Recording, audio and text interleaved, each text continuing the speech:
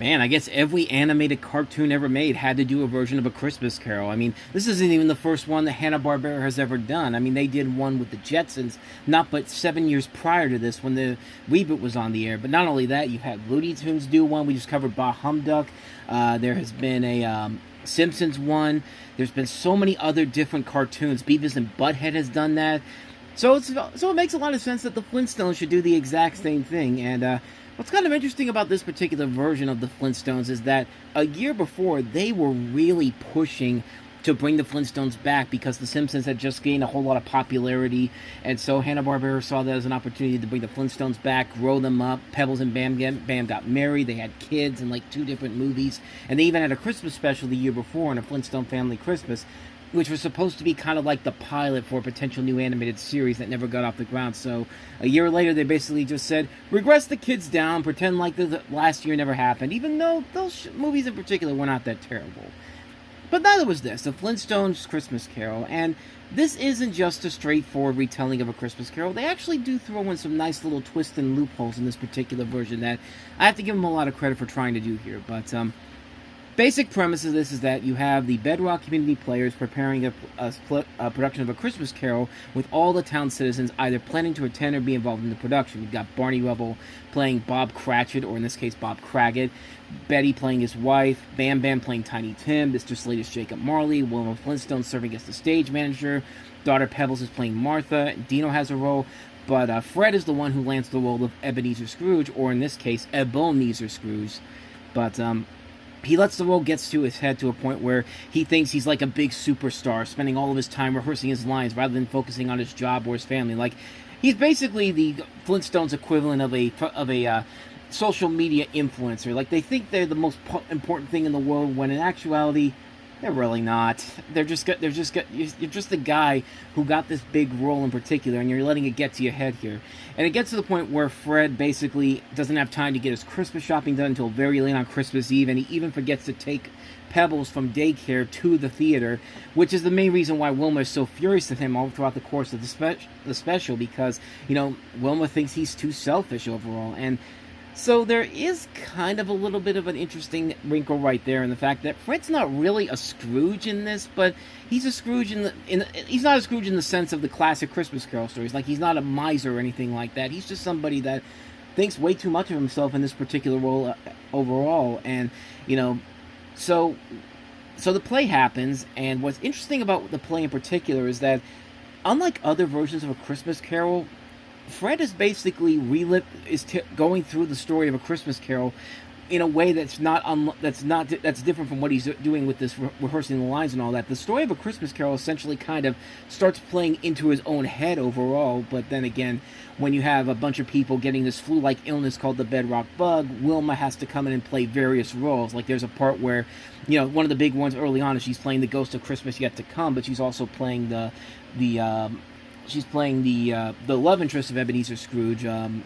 Does she even have a name in this version? Because I know in some versions it's Belle's her name. Belle's the name of this particular version. I don't know if that's exactly what it is, but it's an interesting thing overall. Like, I really do like the fact that they do have this unique idea of having Fred going through the story of A Christmas Carol in his own head while he's playing this role overall. And most Christmas Carol adaptations don't usually do that. Usually it's just the straightforward adaptation of A Christmas Carol. You got all these different characters playing different roles in particular, but, you know, in this case, you've got Fred slowly but surely starting to realize that, you know, he has let this role get to his head, and while he's still trying to put together a nice Christmas for him the next day, like, there's a part where in the middle, he has to leave the theater to go back to the store and find the kid who was there's a part before he went to the play where he got this kid who was in the theater production to get the stuff that he had bought for Christmas presents in layaway, because there was like a huge line in particular, and he had to get down to the theater.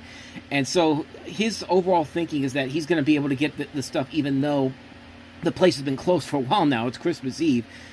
And again, what's interesting about this is that they even tie it back to old Flintstones material. Like, remember the Flintstone kids? I mean, I remember it when I was watching on Cartoon Network back in the day, but there was a black kid named Philo. And now he's all grown up, and he's actually a cop in this movie. And most people who never saw the Flintstones probably wouldn't even put it together that he's the same kid from the Flintstone Kids. And I think that's actually kind of cool that they actually tied that back in to older Flintstones material overall. And that's one of the reasons I kind of really appreciate this version of A Christmas Carol done by the Flintstones. It's not just a straightforward adaptation of it, but it's a unique little spin that you really don't see coming overall here. You think it's just going to be a simple, straightforward version of A Christmas Carol, something that has been done to death so many times in the past, but what's interesting about this particular version is the fact that the main character, who is the Scrooge in this, is going through this exact same thing that's essentially doing the same. It feels like it's a radically different version of a Scrooge in general, while having that same mentality of, this guy's supposed to learn about the true meaning of the season and all that, and how to appreciate Christmas in your heart and all that. And yes, there has been there's always that controversy about the Flintstones are set in the Stone Age, so how the hell do they know what Jesus Christ is all about and all that type of stuff? And it's just like, I think they're aware of the joke overall. It's supposed to be it's a cartoon. Like, sometimes you gotta take a cartoon just as a cartoon. It can be silly, it can be ridiculous, and sometimes it cannot even make a whole lot of sense. I mean, for God's sakes, the BC comic strips had a Thanksgiving special when they had no idea what the hell Thanksgiving was back then. Is back in the day. Like, it really doesn't matter at this point. It's one of those things where it helps if you just take reality out of the picture and just go into it knowing what it is going to be like. And, it's not a bad thing about that. It's not a bad thing, really, in this case overall, because there's nothing offensively bad about this overall. There's nothing terrible about it.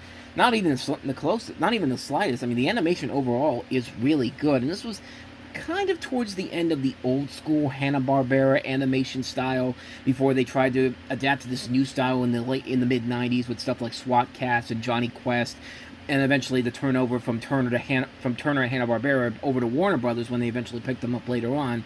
But yeah, overall, I do really like this one a lot for what it tried to do differently. There was a lot of elements that I like that they did here. I like the fact that Fred is going through the story of A Christmas Carol quite literally, kind of in the same way that Bill Murray's character in Scrooge was kind of going through the story of Scrooge in a unique way. Like, it's like you have the main character in a different version of A Christmas Carol than the one he's involved in, and I think that's actually a really clever thing to do with this, because we don't usually see this type of a story done before. And in the way the Flintstones do it, I think it's done very well. I think it is something that is right up there with some of the best Flintstones Christmas specials they've done. The classic one from the 60s, and of course the 70s special, which we touched on last year.